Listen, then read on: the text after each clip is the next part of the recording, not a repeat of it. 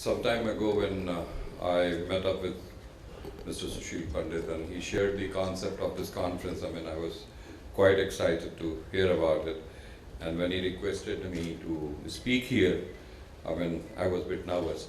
But nevertheless, having worked in the media industry for good 25, 30 years, I can say that I have some insights to share, but now that I have left the industry and has adopted a role of a consultant, the company's name is Happiness Infinite Solutions Private Limited. And that's the reason I got excited when he said the coffee is happiness. Fact remains that now, because I bring the insights of the media industry and at the same time wearing a hat of a consultant, so my presentation probably will be speaking in both the languages. Fact remains that the topic given to me is traditional media and global consumers. In my opinion, and how I feel, and most of us would be, that the tradition gives birth to the new age generation. And so the traditional media is giving birth to the new age media as well, and the new age global consumer as well. Gopalji touched upon that how the new age mediums are poaching the newspaper journalists. The fact remains that that's the way the life evolves, and this is a pretty natural threat that we have. Fact remains that the traditional media in Bharat is growing in double digit annually.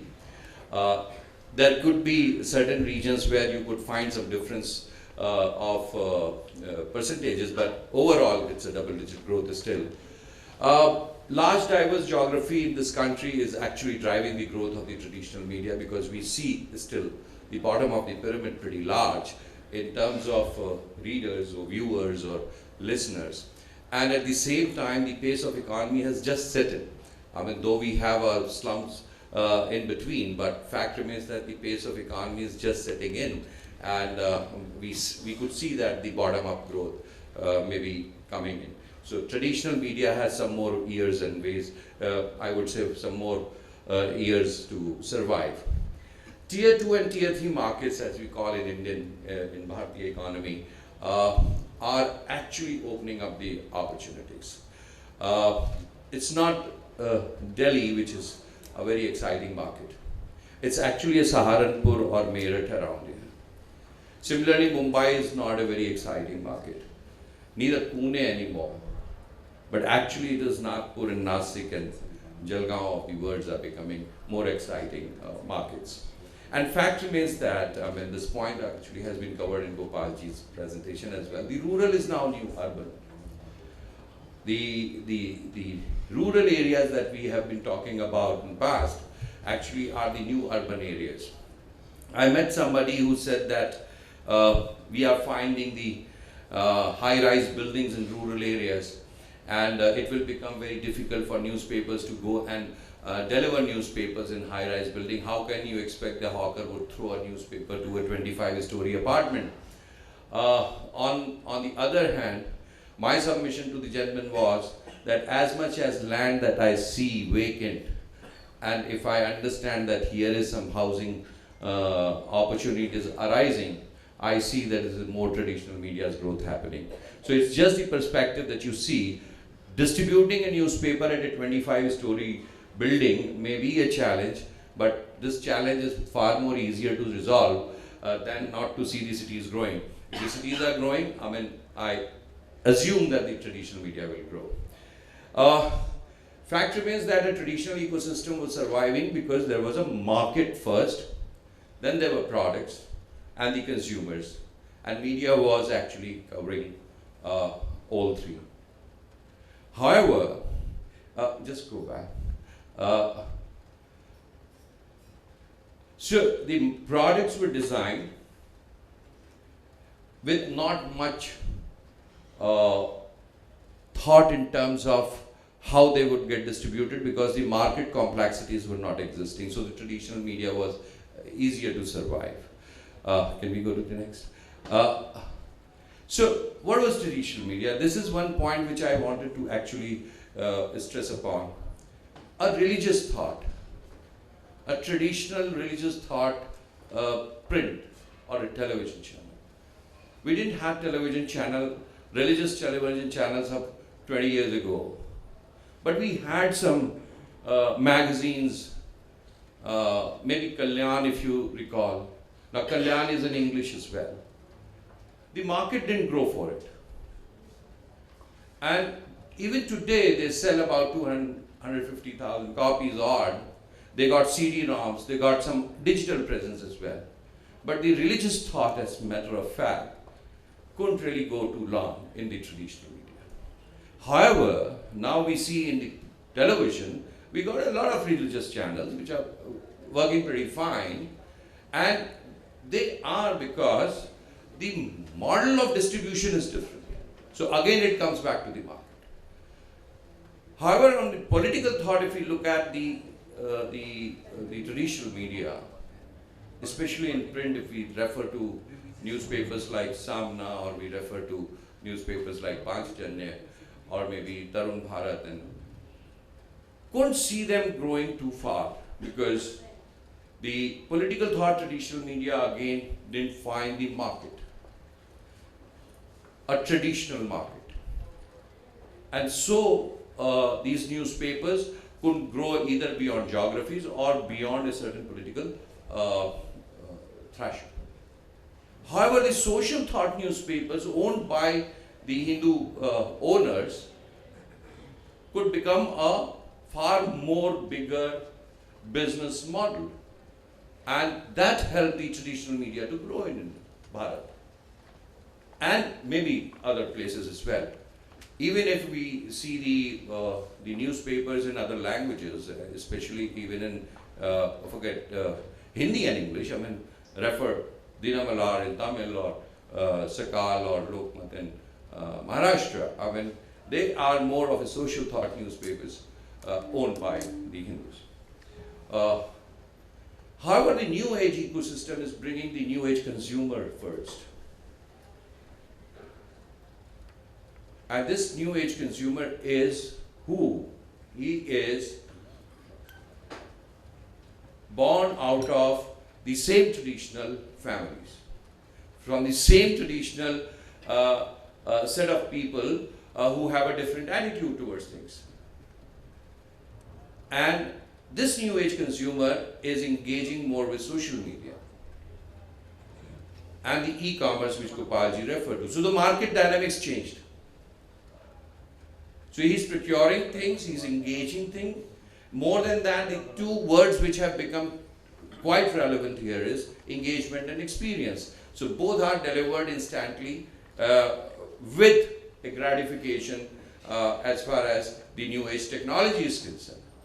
So to invest into presses, I consult some traditional media companies as well, and fact remains that, I mean, it's a huge insecurity to invest into a gigantic machine which could print you 2 lakh copies actually, because there is no future about it. And do you see any future, and do you recover that cost, and what is the ROI?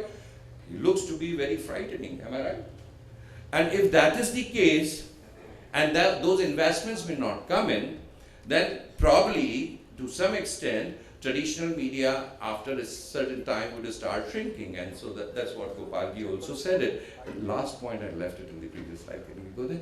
And so in the new age ecosystem, the market has actually changed completely. What he referred in the Diwali sales is exactly the same story, and this probably would be a larger threat in times to come. Next.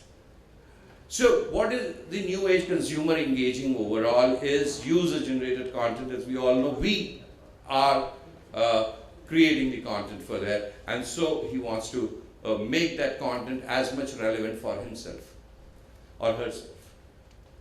More frequent engagement he wants, and they need an immense amount of freedom to choose and access the content. So traditional media doesn't qualify on this. And at the same time, the new age consumer wants to participate in creating that experience. And this is a very interesting fact that the new age consumer wants his reflection or her reflection into the media. So it's a me in you syndrome.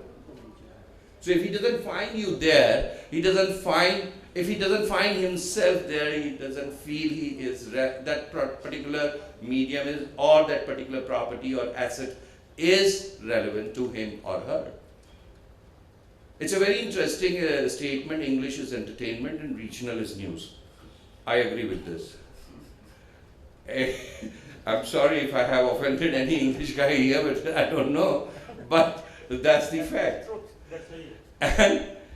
And this is true in the entertainment space, or in the news space, in television as well. And it has actually become more entertaining and more unwinding, especially in India at least. I mean, I don't have to refer too much on it. However, this small instrument in our hands actually has changed the dynamics of media consumption overall, be it in Bharat or outside. So, if you look at the biggest market for the traditional media to grow was rural, which has become urban, and rural, so to say, is outsmarting urban in the mobile growth. So what does it mean? That the new urban will have a different engagement. So this is the fact of matter, that the new age consumer is a different consumer. So commerce of media, if it has to be over dependence on advertising, Gopalji has actually covered that point. Yes, it's hurting now. I mean, a couple of days back in Delhi, there was an INMA conference where they were debating how to have the circulation revenues, and good that in South, the people have actually collaborated in terms of distribution and protecting the price lines. However, this is not happening in Hindi or in other language belts.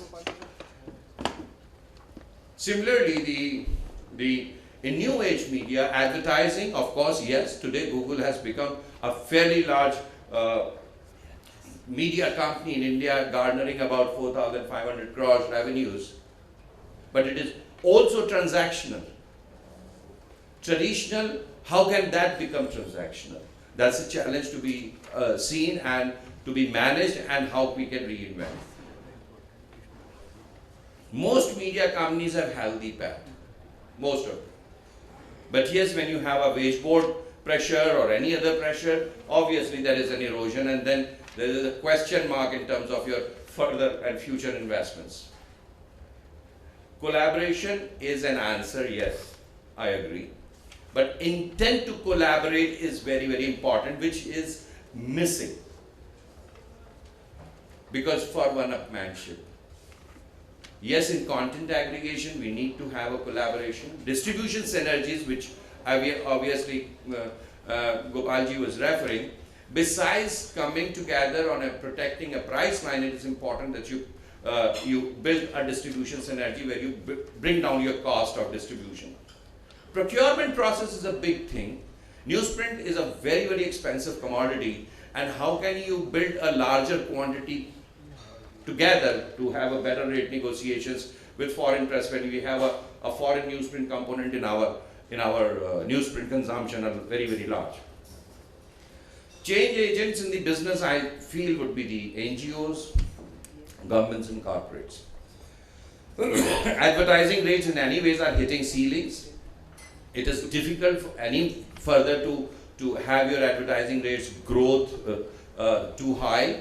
Obviously, corporates will push harder for lower rates and stuff, which will compel the traditional media owners to look for distribution revenues in a much better manner.